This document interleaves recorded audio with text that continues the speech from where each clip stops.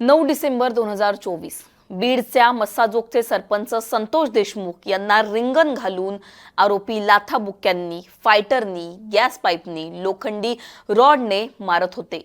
इतकंच करून ते थांबले नाहीत तर यावेळेस त्यांनी व्हिडिओ सुद्धा शूट केले आणि त्यानंतर सगळ्यात महत्त्वाची जी आता एक माहिती या सगळ्या तपासामध्ये समोर आलेली आहे ते म्हणजेच आरोपींनी एक व्हिडिओ कॉल सुद्धा केलेला होता। हा व्हिडिओ कॉल त्यांनी एका ग्रुपवर केला होता। हा व्हिडिओ कॉल नक्की कुणी बघितला, कुठल्या ग्रुपवर हा व्हिडिओ कॉल केला होता, या सगळ्या प्रकरणामध्ये सीआयडीच्या तपासामध्ये आणखी कुठली धक्कादायक माहिती समोर आलेली आहे सगळं जाणून घेणार आहोत या व्हिडिओच्या माध्यमातून। नमस्कार, मी पूजा, तुम्ही पाहताय मुंबई तक। 9 तारखेला बीडच्या मस्साजोगचे सरपंच संतोष देशमुख यांचं अपहरण करून त्यांची हत्या करण्यात आली।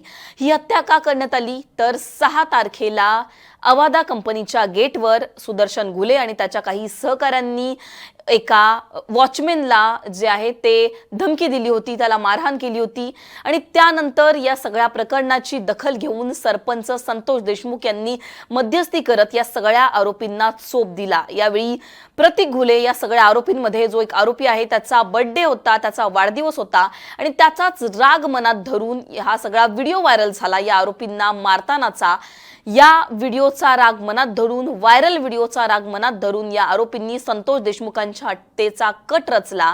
9 तारखेला त्यांचं अपहरण करून त्यांना बेदम मारहाण केली। इतकी मारहाण केली की यावेळी संतोष देशमुखांचा जागीच मृत्यू झाला। आता या सगळ्या आरोपींनी संतोष देशमुखांना मारताना काही व्हिडिओ सुद्धा रेकॉर्ड केले होते।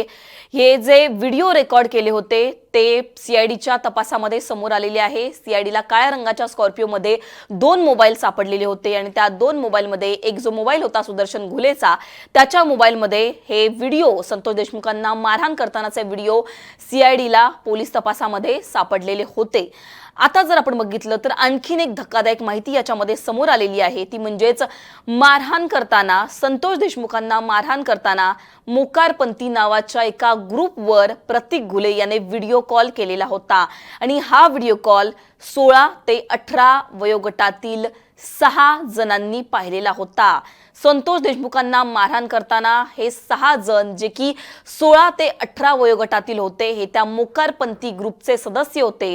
ही 6 जण संतोष देशमुखांना मारतानाचा हा व्हिडिओ कॉल पाहत होती। सुदर्शन घुले त्याचबरोबर सगळे आरोपी या मोकारपंथी नावाच्या ग्रुपवर होते। त्याचबरोबर त्यांचे काही मित्र, जो त्यांचा मित्र परिवार होता हा सुद्धा या ग्रुपवर होता आणि याच ग्रुपवर, मोकारपंथी नावाच्या ग्रुपवर या सुदर्शन घुले त्याच्या सहकाऱ्यांनी या संतोष देशमुखांना मारतानाचा जो व्हिडिओ कॉल आहे तो व्हिडिओ कॉल करण्यात आलेला होता आणि हे सगळे 17 ते 18 वयोगटातील ही सगळी मुलं हा व्हिडिओ कॉल पाहत होती। ही धक्कादायक माहिती सीआयडीच्या तपासामध्ये समोर आलेली आहे। एकूणच जर आपण बघितलं तर या सगळ्या प्रकरणामध्ये रोज नवीन धक्कादायक माहिती, खुलासे समोर येत आहेत। विष्णू साठे जो या सगळ्या प्रकारामध्ये खंडणीच्या गुन्ह्यातील आरोपी आहे त्याचा फोन अजून सुद्धा मिळालेला नाहीये, पण आरोपींच्या फोनमधून धक्कादायक माहिती समोर आलेली होती। सुदर्शन घुलेच्या फोनमधून सुद्धा काही व्हिडिओ समोर आलेले होते ज्यामुळे पोलिसांना डिजिटल पुरावे मिळालेले होते आणि आता जरी सगळ्या आरोपींवर मोक्का लावलेला असला, मोक्काची कारवाई हत्या प्रकरणामध्ये केली गेली असली तरी अजून सुद्धा जो तपास आहे या तपासामध्ये अनेक धक्कादायक गोष्टी समोर येत आहेत आणि अशातच आता ही सगळ्यात मोठी आणि महत्त्वाची माहिती समोर आलेली होती ती म्हणजेच संतोष देशमुखांना मारताना मोकारपंथी नावाच्या ग्रुपवर व्हिडिओ कॉल करण्यात आलेला होता। त्याच्यामुळे या सगळ्या प्रकरणामध्ये आता रोज नवीन माहिती समोर येत आहे, रोज नवीन धक्कादायक खुलासे समोर येत आहेत। आणखीन हे प्रकरण आता पुढे जाऊन काय वळण घेतं हे पाहणं महत्त्वाचं आहे, कारण कृष्णा आंधळे नावाचा जो आरोपी आहे तो अजून सुद्धा फरार आहे।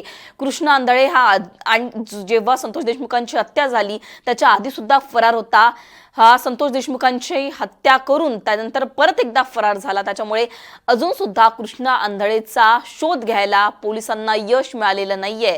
त्याच्यामुळे आता या सगळ्या प्रकरणामध्ये वाल्मिक कराड असेल किंवा अन्य आरोपींवर पुढे काय कारवाई होते, कृष्णा आंधळे पोलिसांना सापडतो का, आणखीन कुठले धक्कादायक खुलासे सीआयडीच्या तपासामध्ये समोर येतात, हे सगळं पाहणं महत्त्वाचं असणार आहे। एकूणच तुम्हाला या सगळ्या प्रकरणावर काय वाटतं हे आम्हाला कमेंट सेक्शनमध्ये नक्की कळवा। मुंबई तकला तुम्ही जर सबस्क्राइब केलं नसेल तर सबस्क्राइब करायला विसरू नका। धन्यवाद।